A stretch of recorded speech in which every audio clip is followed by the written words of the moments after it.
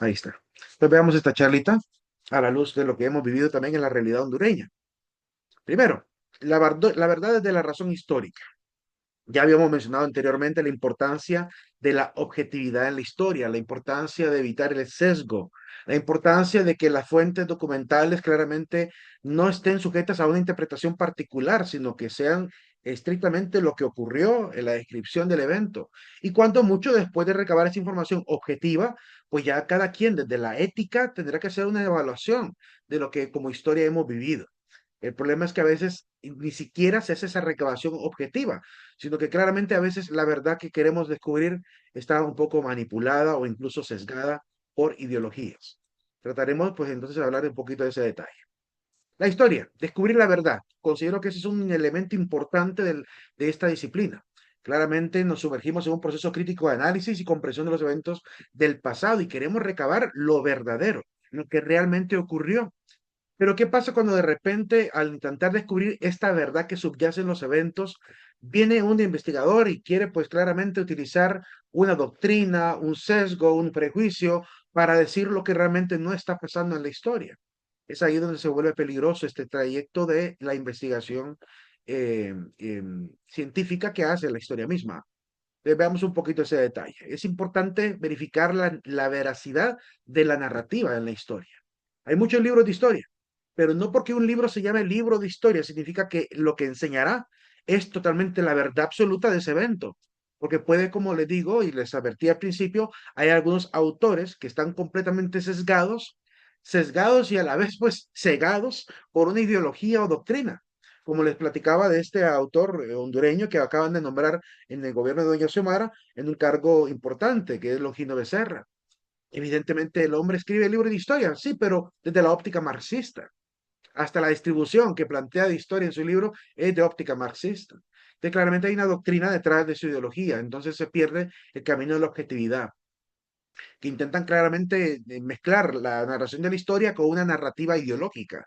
Y esa es la parte que, como digo, es un poco peligrosa. Hay que tener cuidado, por tanto, con el sesgo. Claramente los investigadores somos seres humanos, ¿verdad? Miren, la universidad ahorita está intentando que todos los catedráticos y todos los docentes, junto con los estudiantes, nos volvamos investigadores a nivel de academia. Recientemente la universidad sacó los primeros ya dos revistas, ¿verdad? Dos volúmenes, mejor dicho, de la revista científica de la universidad. Y vamos por más, es decir, este camino va a seguir cada vez más en aumento y cada carrera se debe responsabilizar en buscar claramente información valiosa, científica, pues, que sea útil además y pragmática. Y esto es lo que realmente requerimos. Desgraciadamente, no estamos todavía muy preparados. Quisiéramos que todo el mundo tuviera el conocimiento de cómo hacer una excelente investigación para evitar el sesgo, para evitar estos prejuicios, o como digo, esta manipulación. La verdad no solo es un elemento básico, sino el cimiento mismo de una interpretación histórica precisa. Pero para que una historia recabada sea precisa, requiere de parte del investigador un procedimiento riguroso. Es decir, la capacidad de separar primero sus interpretaciones personales de lo que es el hecho como ocurrió, tal como ocurrió, de manera imparcial. Requiere una honestidad intelectual muy grande de parte del investigador, además del rigor científico que debe seguir su recabación de datos. Es importante en una investigación de la historia, pues que la verdad prime. Y para que eso prime, necesitamos objetividad. Y para que haya objetividad, todo un procedimiento riguroso que llamamos método. Entonces, es importante redescubrir, ¿verdad? Lo que a veces no se ha estado haciendo y que es necesario realizar. Hay que tener cuidado con las falsificaciones históricas. Miren, por ejemplo, Netflix ha querido sacar series históricas. También Prime ha sacado sus series históricas, que los Borgia, que los Tudors, que los Medici, que la historia de Hernán Cortés, que la historia, ¿cómo se llama?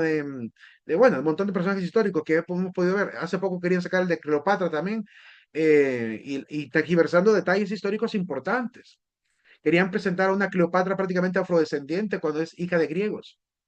Entonces, el hecho de Hernán Cortés, la serie que hicieron, presentando a un Hernán Cortés demasiado nervioso para tomar decisiones, como un hombre desequilibrado, pues, ¿verdad? Cuando Hernán Cortés fue un hombre bien formado, fue un hombre de letras, un hombre que en sus propias cartas se nota la altura que el hombre tiene. No en balde lo escogieron como uno de los primeros dirigentes o capitanes o adelantados de la colonia. O incluso las series de televisión que comúnmente mezclan ficción con la realidad, como el caso de este programa de Disney que se llama la saga de Marvel What If, ¿verdad? ¿Qué pasaría si?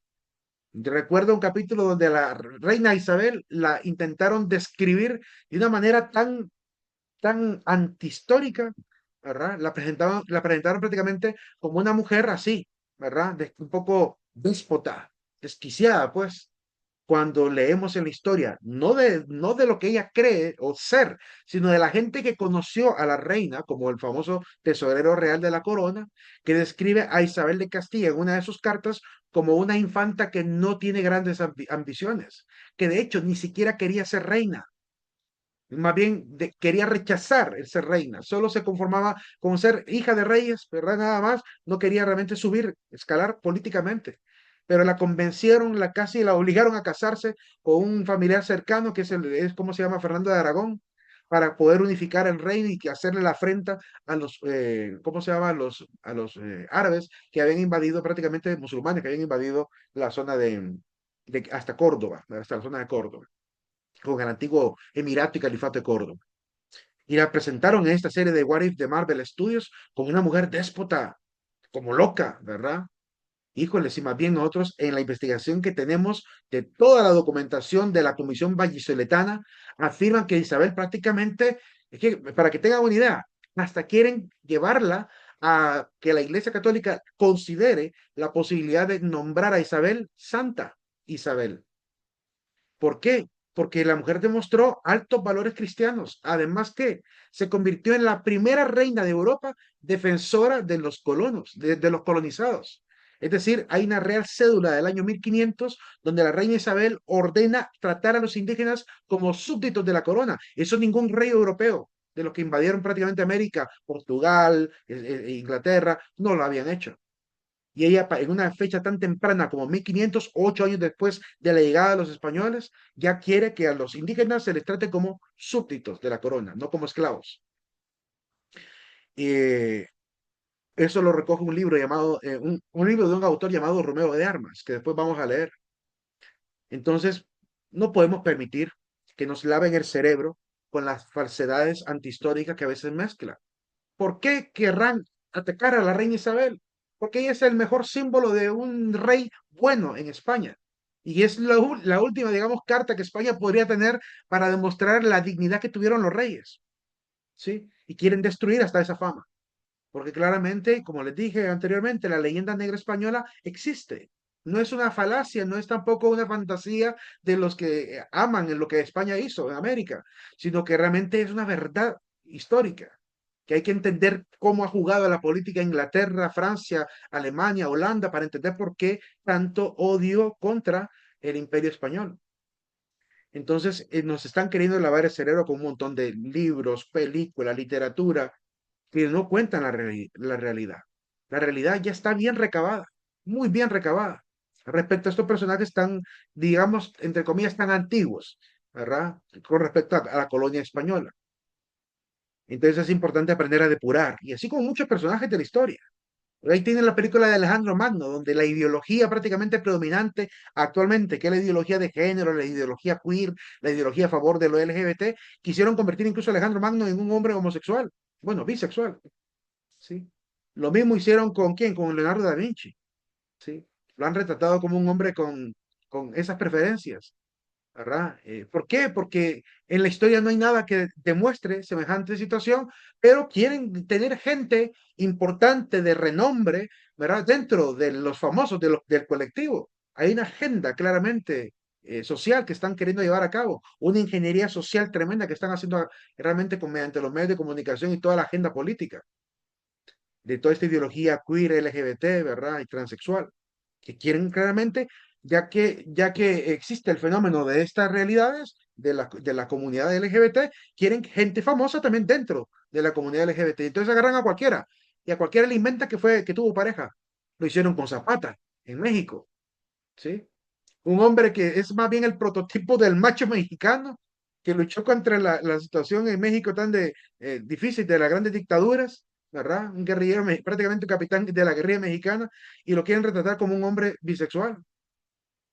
Es decir, incluso hubo un pintor de la comunidad LGBT que lo pintó desnudo encima de un caballo, ¿sí? Que si, lo voy a decir de esta manera, que si considero yo que si Zapato hubiese vivido y hubiese visto que lo pintaban de esa manera, capaz lo manda a fusilar, porque están como digo, manipulándolo todo, quieren manipularlo todo, quieren exaltar por encima de los atributos, de los logros de cada personaje, una preferencia sexual, hasta eso quieren modificar, Pero ¿sí? ¿qué ganan ellos al respecto?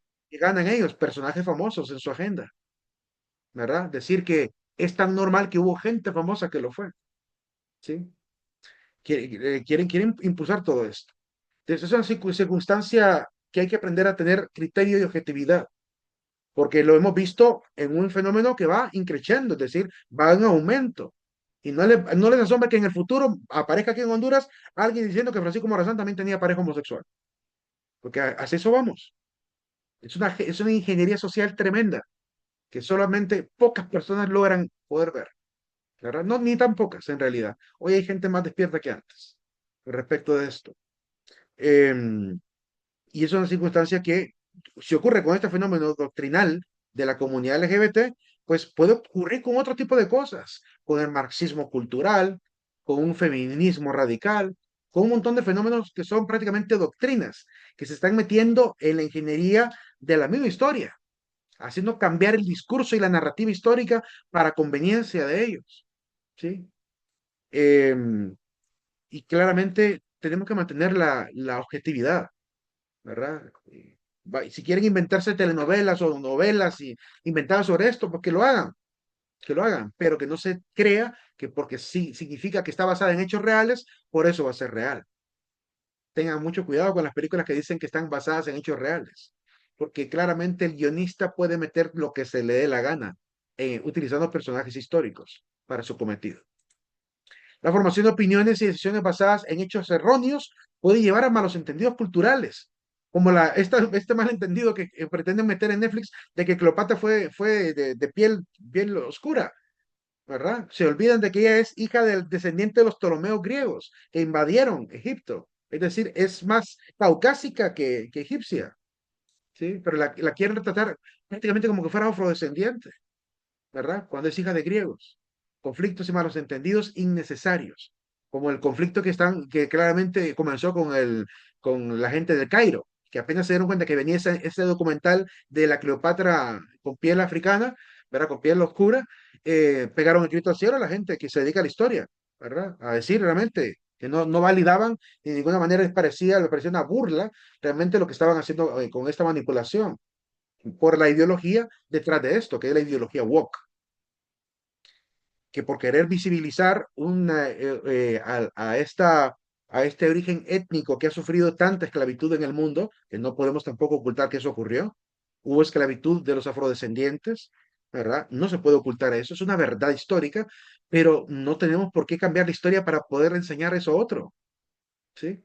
Entonces, qué peligroso es cuando se le da el micrófono a alguien, el lápiz a alguien o los medios de comunicación a alguien que tiene intenciones equivocadas y tiene un afán ideológico tremendo, ¿verdad? Recuerden que un lápiz puede servir para escribir grandes obras, pero también puede servir para matar a alguien, para matar la cultura, por ejemplo. Por eso pongo ahí a John Wick como ejemplo, porque realmente hay gente que mata la cultura, que mata la identidad, que acaba con el legado histórico por tergiversarlo todo, ¿verdad? Tengamos cuidado con esa gente influencer de hoy en día que incluso se dedica a hacer documentales de historia, ¿verdad? De manera particular y sin experiencia académica. La la verdad es Sí. un compromiso académico, muy serio, dime.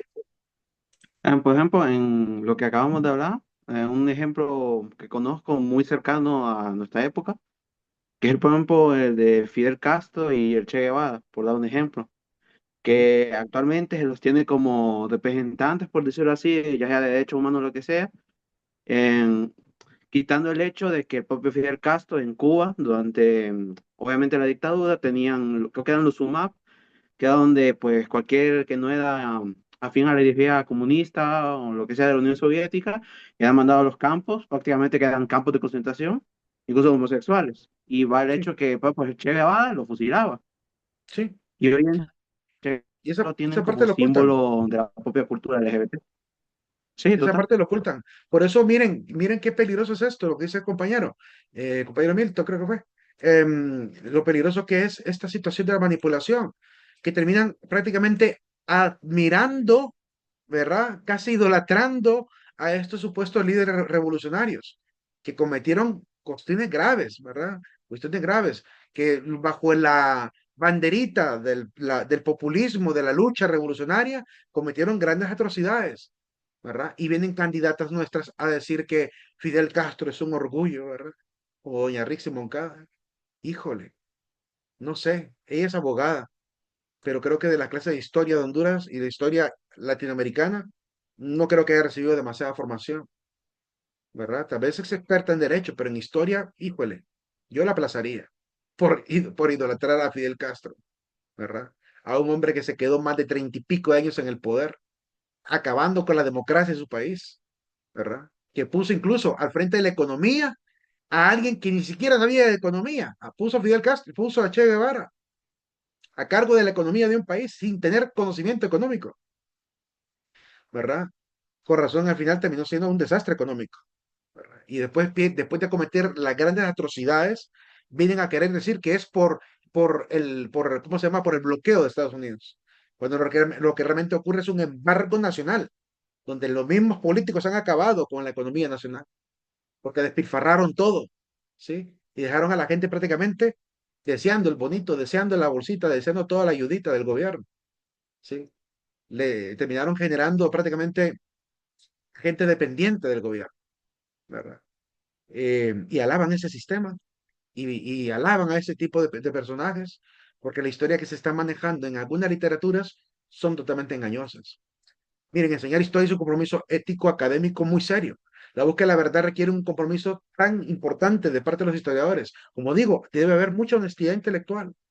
Este compromiso implica rigurosos estándares académicos. Como les decía, el proceso investigativo de la universidad que ahorita se está implementando, de hecho ya este fin de semana, el próximo sábado, vamos a terminar el primer diplomado de investigación científica basada en evidencia, del cual tuve la oportunidad de ser la primera generación junto con otros compañeros de mi campus y muchos compañeros de otros campus de la Universidad Católica, con docentes expertos en investigación, con doctorados en investigación, tanto internos como externos, y ya vamos a presentar proyectos, ¿verdad? Dentro de poco. Y créame, es un proceso muy serio, muy riguroso, ¿verdad? No cuela fácilmente una investigación histórica en una revista de historia si no está bien avalada, si no está bien estudiada, si no tiene las fuentes suficientes, ¿verdad? Solo por escribir un artículo cualquiera, un artículo paper mill, cualquiera lo sube a la internet. Pero lo que realmente debemos valorar es el trabajo académico, porque ese trabajo académico pasa por una especie de filtro no solo de la editorial, sino de toda por así decirlo, expertos en el área, ¿sí? Qué importante es cuando hay verdaderas revistas científicas que aborden la historia con ese rigor, ¿verdad? Prestarle atención a esos resultados. Qué bueno sería que solo ese tipo de información leyéramos, porque en la internet está plagada, plagada de blogs, plagada de podcasts, plagada de videos manipulados, tergiversando toda la historia o diciendo cosas a medias, ¿sí? Ahí salió, por ejemplo, quién fue que puse? Creo que fue una amiga mía de Facebook que publicó el día que se murió don Pepe Mujica, en paz descanse el señor, muy respetado por muchas personas, muy admirado por la, digamos así, entre comillas, aparente humildad que el hombre demostraba y sencillez. Y digo aparente porque no lo conozco sinceramente cómo realmente fue, así que lo dejo como en apariencia, ¿verdad? Y el hecho de que no le imputaran ningún tipo de delito después de dejar la presidencia en Uruguay su sobriedad de vida fue admirada por muchos. Entonces, claramente el hombre, el día que murió, creo que una amiga mía llamada Carmi, ¿verdad? Publicó una frase diciendo que era un pensamiento de don Pepe Mujica, cuando en realidad eran frases de otros filósofos. Hace tiempo vengo escuchando frases como esas en la Facultad de Filosofía. ¿Verdad? Y diciendo que él era así de sabio, era don Pepe Mujica, ¿verdad? Al decir semejante frase tan poderosa. Alaban sin saber realmente los orígenes, de dónde vienen las ideas también. Hasta ese punto hay que ser muy prudentes para afirmar cosas. Ahora bien, también tenemos que hablar un poquito de la verdad a la luz del profetismo. Sobre todo porque en Honduras, en nuestra realidad hondureña, necesitamos revivar el profetismo. Hay que entender a qué nos referimos con profeta. Desde ya les anticipo. Ser profeta, en lo que podemos comprender a la luz de la Biblia, pues realiza al menos cuatro acciones importantes. La de anunciar lo que Dios quiere que se dé a conocer al pueblo, la de denunciar conforme a esa voluntad revelada, ¿verdad? Lo que no se puede hacer, es decir, los pecados de desobediencia ante esa voluntad, lo denuncia. Tercero, exhorta al pueblo para que no olvide el compromiso que se realiza a partir de lo anunciado. Y cuatro, guía al pueblo brindándole esperanza en momentos o incluso donde se pierde el horizonte. Entonces, el profeta tiene un papel tan importante en medio de la comunidad y hay que quitarnos esa idea tan errada que a veces tenemos todavía hoy en el cristianismo contemporáneo de que el profeta es el que dice cosas adivinadas de futuro. O sea, tienen casi como que la idea que un profeta es un adivino de cosas futuras. Y no. Bíblicamente el profeta no es adivino. La palabra profetes, que es una palabra griega, significa el que es boca, es decir, el que simplemente anuncia. Él no está adivinando cosas futuras, él simplemente está diciendo lo que Dios le dijo que dijera. Él no ha adivinado, no tiene poderes. Lo único que tiene es la cercanía con Dios y el hecho de que Dios le habla directamente, ¿verdad? Pero hay gente que cree que el profeta anda anunciando y revelando cosas ocultas, ¿verdad? De la vida personal de las personas en las iglesias. Cuidado, cuidado con ese tipo de profetismo porque no es acorde a lo que dice la palabra, ¿verdad? La palabra es muy clara respecto de cuál era la tarea de los profetas. Hablemos un poquito de esto. Miren lo que dice Jeremías 1:5. Antes de formarte en el vientre, ya te conocía, antes de que nacieras, ya te había consagrado, te había nombrado profeta para las naciones. Para la palabra de Dios, el profeta es un llamado. El ser profeta es un llamado. Y yo creo que el Señor siempre nos ha hecho ese llamado a todos los miembros de la iglesia, a todos los que decimos ser seguidores de Cristo, tenemos un llamado profético. Es decir, necesitamos ser profetas en medio de la comunidad. Y entendiendo los riesgos y los retos que esto acarrea. Ya vamos a ver a qué riesgo nos referimos. En Jeremías 1:5 dice, ponte en pie sobre tus pies y háblales todo lo que yo te mande. Miren que el profeta no anuncia cosas futuras que se inventan, sino que Dios le manda. No tengas miedo de ellos, no sea que yo te haga temblar delante de ellos. Yo, por mi parte, hoy te pongo en pie sobre las naciones y sobre los reinos, para arrancar y derribar, para destruir y demoler, para construir y plantar. El profeta no es un ministerio pasivo, no es un ministerio de quietismo, de una falsa paz. El profeta claramente está arrancando y derribando, destruyendo y demoliendo, construyendo y plantando, a la luz de lo que Dios ha dicho, claramente. Debe ser vivir confiado en Dios y claramente confiando en esa autoridad que Dios le ha conferido. En Ezequiel 33:7 dice, a ti también, hijo de hombre, te he hecho yo un centinela de la casa de Israel, un vigía, pues. Cuando oigas una palabra de mi boca, les advertirás de mi parte. Ahí está la parte de la exhortación, ¿verdad? La advertencia de Dios, la exhortación a no olvidar lo que ya se ha dado a conocer. El profeta es una torre vigía, una atalaya, como aparece también en algunas traducciones de la Biblia, ¿verdad? Para la sociedad. Desgraciadamente, muy poca gente en este país quiere ser una atalaya, quiere ser esa lámpara arriba del Selemín. La mayoría de la gente en este país, aun cuando se digan cristianos, católicos o evangélicos, están debajo del Selemín, es decir, debajo de la mesa, de la antorchita, allá escondida, ¿verdad? Escondida en el culto, en la iglesia, en la misa, ¿verdad? Pero en la vida práctica, en la vida cotidiana, en la vida política, no se les ve la luz, no se les ve la luz cristiana, ¿verdad? Mantienen una oscuridad tremenda, incluso a veces hasta se pliegan a la corrupción de un país, a la corrupción de un sistema. Eh, nos falta realmente. A veces nos falta mucho, mucho para llegar a ser verdaderamente discípulos de Cristo, capaces de cumplir la misión de anunciar, denunciar, exhortar y guiar, que es la misión de un profeta. Como dice la palabra en Juan 8:32, conocerán la verdad y la verdad los hará libres. El profeta anda liberando al pueblo, libera al pueblo. Miren, Juan el Bautista quería liberar al pueblo, ¿verdad?, del pecado para que se prepararan a recibir al Mesías. Y Cristo, al venir y al leer el texto profético de Isaías, dice también que él, como profeta de que es de Dios, el profeta más grande de todos los tiempos, ¿verdad?, que es Jesucristo, porque es la voz directa del Padre, él conoció la gloria del Padre, él ha visto la gloria del Padre, y por tanto lo que viene a anunciarnos es algo de lo cual fue testigo, ¿verdad? y dada esta capacidad profética del Mesías, ¿verdad? Del elegido, Él nos viene a dar a conocer también que Él también viene a liberar. Él también viene a liberar al oprimido, viene a liberar a los enfermos, ¿verdad? Y claramente al pecador de su pecado. Estamos llamados como profetas que somos también por el Espíritu Santo, si hemos recibido ya por medio de la confirmación el Espíritu Santo, no podemos olvidar que el Espíritu es un espíritu profético, ¿verdad? Y si no tenemos el don de la profecía y estamos un poco acobardados ante el mundo, pidámosle a Dios ese don.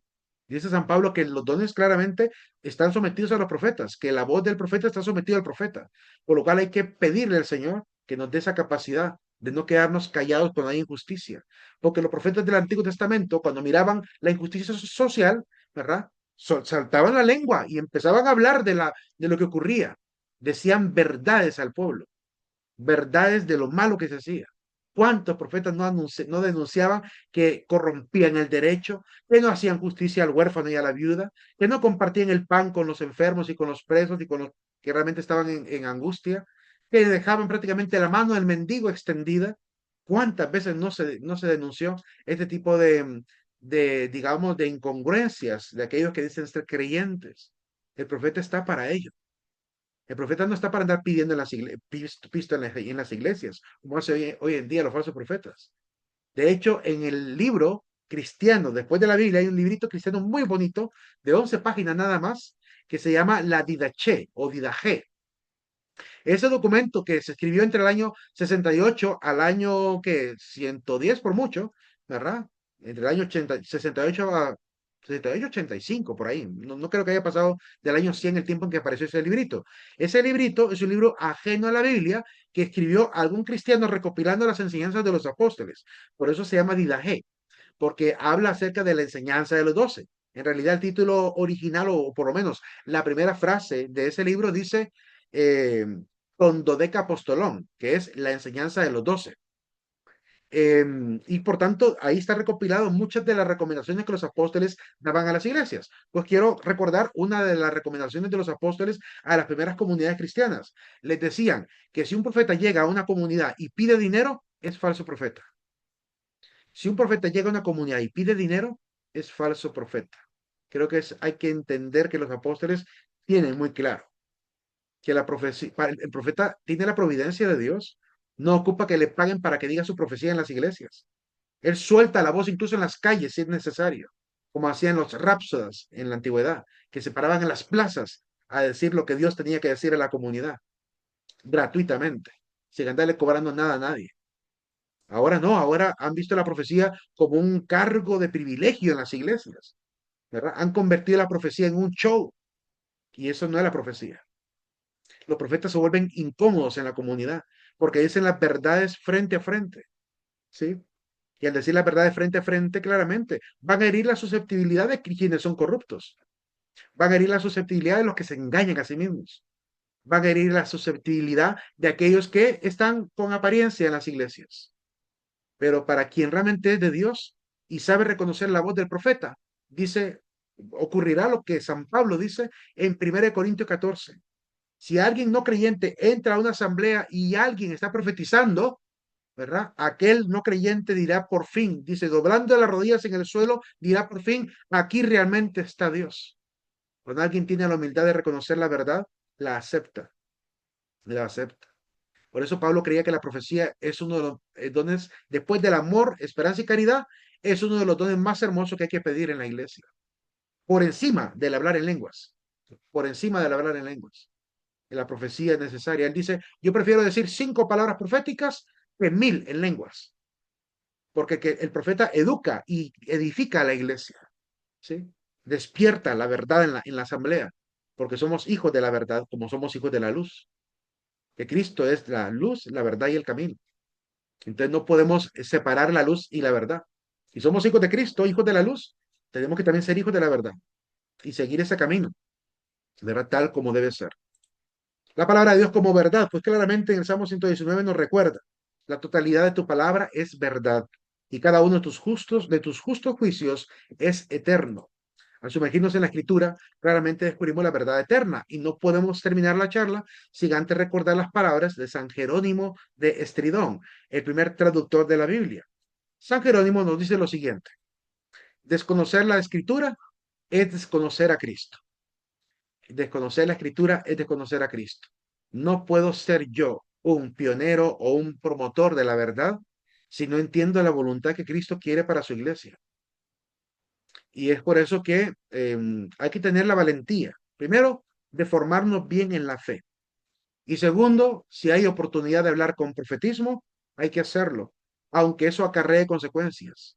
¿Qué consecuencias podría acarrear el profetismo en una comunidad como Honduras? Bueno, aquí fácilmente a uno lo mandan a matar por enseñar la verdad. Ya hemos visto en la historia latinoamericana a muchos profetas que han sido asesinados por decir las verdades sobre lo que ocurre a nivel, por ejemplo, de la política. Les pongo un ejemplo de El Salvador. En El Salvador tenemos a un famoso, diría yo, profeta del siglo XX. ¿Sí? ¿Alguien sabe cómo se llamó? ¿Cómo se llamó el profeta del siglo XX de El Salvador? Han habido muchos, pero uno de los más famosos, que enfrentó al gobierno y a las guerrillas, ¿verdad?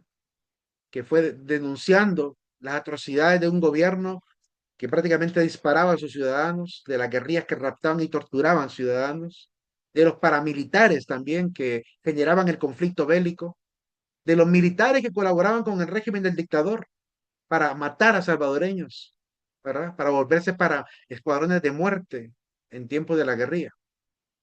Alguien denunció todo eso. Alguien se atrevió a decirlo. Fíjense que cuando este personaje comenzó como sacerdote, pues vivió como cualquier sacerdote dedicado a la predicación y a la enseñanza de la palabra a la vida sacramental. Cuando subió a ser obispo, poco a poco llegaba a oídos de él ciertas cuestiones irregulares sobre lo que estaba pasando en el gobierno. Pero cuando lo nombran arzobispo, ¿verdad? Y descubre durante ese tiempo de ser arzobispo que fuerzas militares de El Salvador acribillaron un automóvil y mataron al padre Rutilio Grande, otro gran profeta de El Salvador. Mataron al padre Rutilio junto a un ancianito que iba con él acompañándole para ir a una misa. Iba con tres niños y un anciano. Y mataron al anciano, a un jovencito como de 14, 17 años más o menos, y dos niños que lograron salir huyendo de esa situación tan terrible, como que le dieron vuelta prácticamente al carro al acribillarle en el camino. ¿Y todo por qué? Porque ese sacerdote denunciaba las cosas irregulares del gobierno. Hasta que mataron al padre Rutilio Grande, este obispo, este arzobispo, despertó en él ese león profético que tiene Jesús, ¿verdad? Cristo es el león de Judá. Y despertó igual que en Cristo realmente ese afán de denunciar las cosas y no parar en misa tras misa, misa tras misa, haciendo el llamado a las fuerzas del orden, a las fuerzas políticas, a las fuerzas paramilitares y a las guerrillas. Una de las famosas frases de él era recordar el mandamiento: no matarás. Ningún soldado tiene realmente el derecho de levantar el arma contra su hermano. Los que matan son ciudadanos, son hermanos suyos. No matarás, dice este famoso arzobispo. Me refiero a Monseñor Romero. Hoy, San Romero, San Óscar Arnulfo Romero. Este personaje que en la sala de reuniones del gabinete de la presidencia de Nayib Bukele se logra ver en la parte de atrás, ¿verdad? No sé si cuando has visto que Nayib Bukele está hablando a la gente, atrás tiene el retrato grande, bonito, de Monseñor Óscar Arnulfo Romero. Qué gran ironía que un pueblo donde los políticos mandan a matar a un arzobispo, ahora en el mismo lugar donde quizás hasta planificaron la muerte de ese obispo, está el cuadro de este famoso mártir. Y gracias a ese martirio, gracias a esa voz que no se quiso acallar, aunque quisieron callar al profeta, la voz del profeta no muere, porque la voz del profeta es de Dios. Y el pueblo de Salvador cambió a partir de ese momento. Dejaron de seguir en esa situación de hermano contra hermano y cambió completamente la dinámica, se volvió cada vez más democrático y empezaron a caer las dictaduras. Todo porque, como dice la palabra, ¿verdad? Sangre de mártires, semilla de cristiandad. Y fue lo que provocó. La gente se conmovió tanto de la muerte de Monseñor Romero porque fue en plena Eucaristía. Mientras estaba en la consagración, mandaron a un sicario a acribillarlo. En plena consagración, reviró la hostia y el cáliz. No me quiero ni imaginar ese escenario tan triste, pero a la vez tan heroico, ¿verdad? De parte de Monseñor Romero. Y tan hermoso también, porque desde la fe, morir en la plena consagración no es una ironía, es una cuestión, es una diosa-incidencia. Me refiero a que es una gracia que Dios le dio morir de esa manera, en ese momento tan hermoso para la cristiandad. Ese tipo de profetismo es el que realmente está muriendo en nuestros países. Por eso es fácil que caigan personas inadecuadas en el gobierno. Los cristianos de verdad ya no quieren comprometerse en la política para hacer buena política. Y por eso la gente peor del país es la que escala. La gente bochinchera, la gente no formada, la gente ignorante que ni siquiera escribir las palabras pueden. Comandanta, como escribió la señora presidenta, presidente, la señora presidente. Ella es presidente y es comandante. Ni siquiera eso puede escribir, ¿verdad? Porque no han sido formados. ¿Qué valores morales podrán tener si no han pasado por el sistema educativo? ¿Sí? Que ya con todo el sistema educativo, aún con todo el sistema educativo, es complicado convencer a ciudadanos de ser bueno. No digamos cuando no pasan, no digamos cuando no pasan. Deciden las cosas conforme da el gusto, conforme da el placer, porque rigen el juicio por el placer, no por la conciencia, no por la estrategia, sino por el placer que dan las cosas. Porque así juzga la mente más ingenua, la mente menos formada. Juzga todo por placer. Por eso tanto sicariato, por eso tanto narcotraficante, porque la gente juzga por lo que le place, ¿sí? Cuando no tiene formación adecuada, cuando no crece en la educación, cuando no se dejó formar por nadie, ¿sí? Lo que hay es simplemente la parte más instintiva y básica del ser humano, que es el placer mismo. Y eso es peligroso, porque por el placer hasta matan personas, ¿sí? Entonces, es una circunstancia bien terrible, llegar a esta circunstancia política. Ojalá Dios nos dé la valentía para ser profetas y decir la verdad cuando hay que decirla. Porque si acallamos esa verdad, somos cómplices. Si sabiendo las cosas no las denunciamos, somos cómplices, ¿verdad? A mí me da un poco de pena ajena cuando de repente salen ahí en medios de comunicación a exigirle transparencia y cero corrupción al gobierno de Doña Xiomara, aquellos que apoyaron un sistema de corrupción anterior, como los del Partido Nacional. ¿Con qué cara? ¿Con qué cara vienen a exigir transparencia, orden y cero corrupción cuando ellos mismos fueron los pioneros, ¿verdad? Desde siempre, desde que se fundó el Partido Nacional. Porque el primer fundador del Partido Nacional, que fue don Manuel Bonilla, tampoco hizo cosas muy grandes que digamos para este país. Al contrario, promovió prácticamente el empobrecimiento de este país al dejar meter el capital extranjero sin ninguna medida a favor del pueblo hondureño, solo a favor de las familias de siempre. Entonces, esa historia tan terrible, ¿verdad? ¿Con qué cara vienen a exigir cero corrupción? Aquellos que una vez gritaron en las redes sociales, oh, te quiero como mi candidato, decían en las redes sociales, ¿verdad? Que cometieron el acto de traición a la patria al reelegir a un presidente cuando la Constitución lo prohibía. Que aun cuando manipularon la Constitución para tergiversarla, para sacarla de contexto y olvidándose del resto de artículos, ¿verdad? Con esa artimaña leguleya, lograron reelegir al presidente. Y ahora quieren hablar en contra de la corrupción, se creen anticorrupción, que denuncien los que nunca han participado en política, que ellos sí pueden llegar a decir cero corrupción en este país, por favor. Los que nunca han sido activistas, esos pueden decir de repente cero corrupción, por favor, porque tienen más valor moral por no haber participado apoyando a políticos corruptos. Pero los que han estado detrás de otras corrupciones, ¿con qué cara? Para decir la verdad y enseñar la verdad, hay que ser coherentes, jóvenes. Hay que ser coherentes. Yo no puedo andar denunciando la ineficacia, la mediocridad de los otros políticos y apoyé a otros iguales. ¿Con qué cara? La verdad no es hipócrita. La verdad es transparente, ¿sí?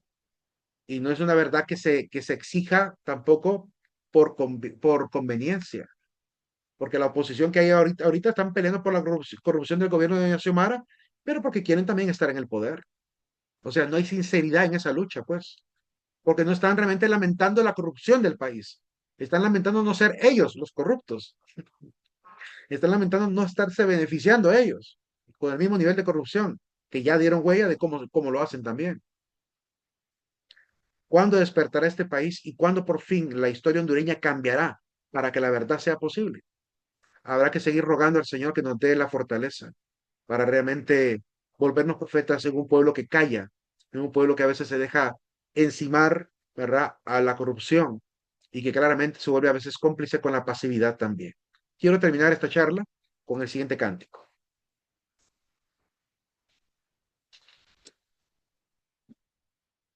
Un cántico muy viejito en la Iglesia Católica, con una letra muy bonita. Has recibido un destino de otra palabra más fuerte. Es tu misión ser profeta, palabra de Dios viviente.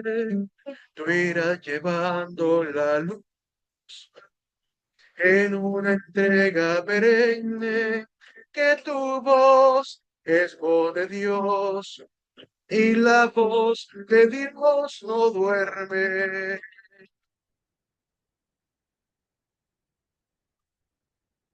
No a la gente que el amor de Dios no acaba, la voz de Dios se pierde. No a la gente que el amor de Dios no acaba y la voz de Dios se pierde. Sigue cantando profetas, cantos de vida o de muerte. Sigue anunciando a los hombres que el reino de Dios ya viene. No callarán esa voz y a nadie puedes temerle, que tu voz viene de Dios y la voz de Dios no muere. No grita la gente que el amor de Dios no acaba y la voz de Dios se pierde. No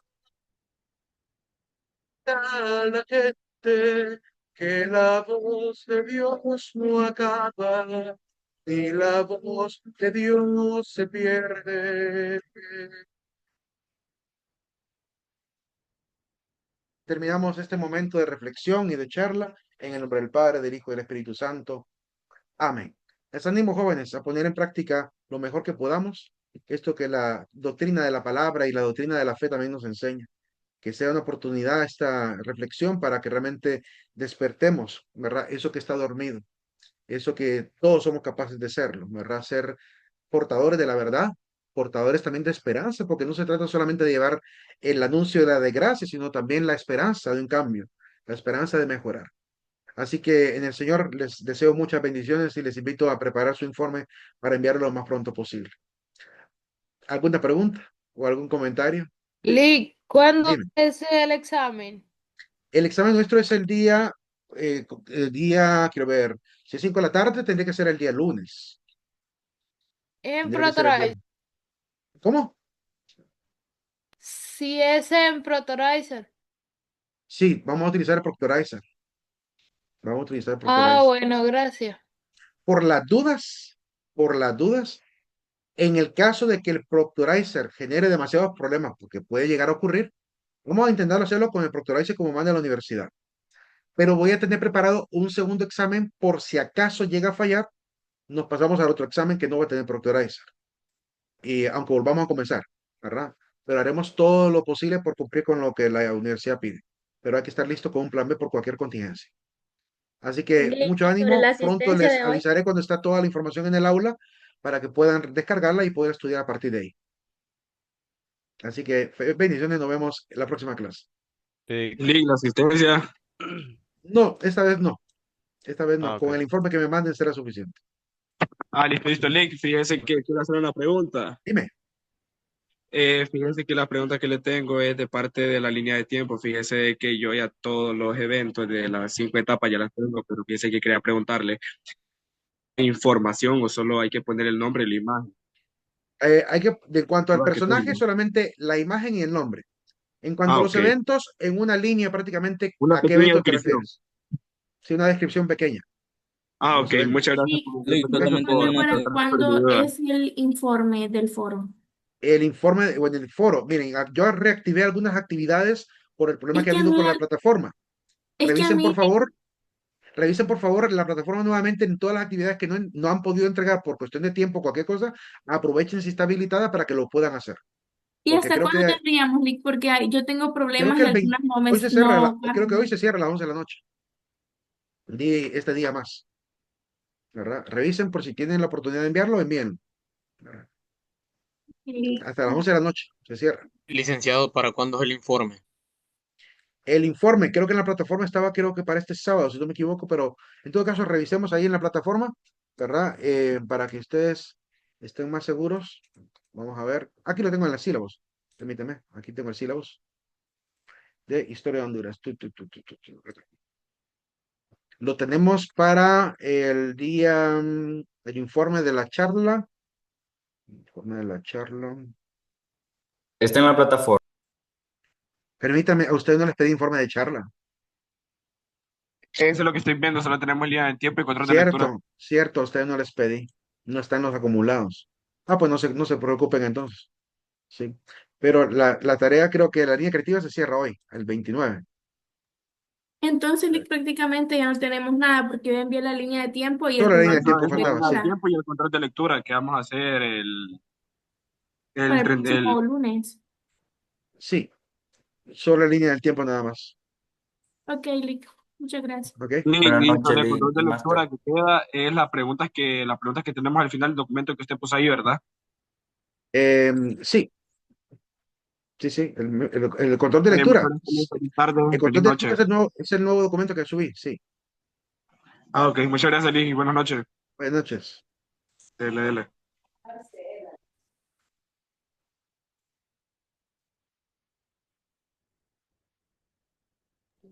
Lee, Dime, al final hacer el informe de esta clase, va. ¿cómo? Al final sí hay que hacer el informe sobre lo que dio hoy. No, al final no, porque no lo pido como parte del acumulado. Aquí en otra Acumulativo. clase sí lo Bueno. pedí. Sí, Ok, gracias. ok.